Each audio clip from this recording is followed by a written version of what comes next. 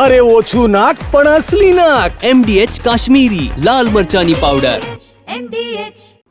સમાચાર વડોદરાથી મળી રહ્યા છે. મકાનો માટે ડ્રોનું આયોજન કર્યા બાદ અચાનક રદ કરાતા વિવાદ. આવાસ યોજનાના મકાનો માટે ડ્રોનું કરાયું હતું આયોજન. અચાનક રદ કરી દેવાતા લાભાર્થીઓ દ્વારા ઉગ્ર વિરોધ પ્રદર્શન.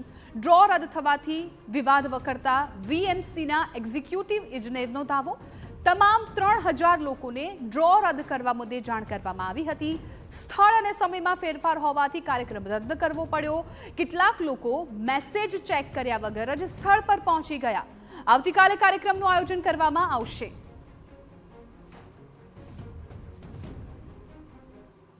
સંજોગોવશાત આ કાર્યક્રમને પોસ્ટપોન કરીને આવતીકાલે 11 તારીખે પંડિત દીનદયાળનગર ગુરુ ખાતે રાખવામાં આવેલ છે. અને આ બાબતે પણ ગઈકાલે અમે સાંજે 6:45 અને આજે સવારે 8:15 કલાકે ગુજરાતીમાં દરેકને મેસેજ કર્યો છે, જેઓ પ્રથમ મેસેજ કર્યો હતો.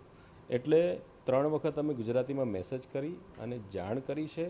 આજે સવારે ગુજરાતીમાં પ્રેસ નોટ પણ ન્યૂઝપેપરમાં આપવામાં આવેલી છે. મહત્વનું છે કે ડ્રો રદ કરવામાં આવતા વિવાદ થયો છે અને ડ્રો રદ કરવા અંગે કોઈ પ્રકારની જાણ પણ ન કરી હોવાનો લાભાર્થીઓનો દાવો છે. વર્ષ 2022માં ડ્રોના પૈસા ઉઘરાવી લેવાયા હતા. 3 વર્ષ બાદ ડ્રોનું આયોજન થયું હતું, જે રદ થતાં લોકોમાં રોષ છે.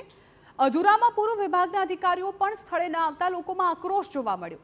કોંગ્રેસના નેતાઓ સહિત કાર્યકરો પણ વિરોધમાં જોડાયા.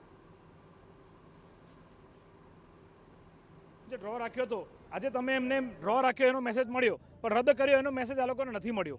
તો એની જાણ તો કરો. આજે પોતાના સપનાના મકાન માટે જે લોકોએ 3 વર્ષ પહેલા 2022માં રૂપિયા ભર્યા છે, 20,000 રૂપિયા, અને 3 વર્ષ પછી આજે ડ્રો કરો છો.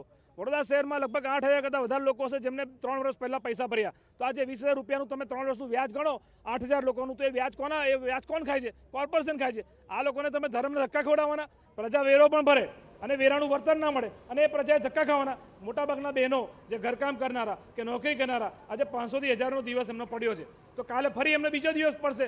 તો આ ધક્કા શું કામ? MDH ચણા મસાલા. હવે છોલા હોય કે ચોળા, સફેદ ચણા હોય કે કાળા ચણા, બધું મજેદાર બનશે. MDH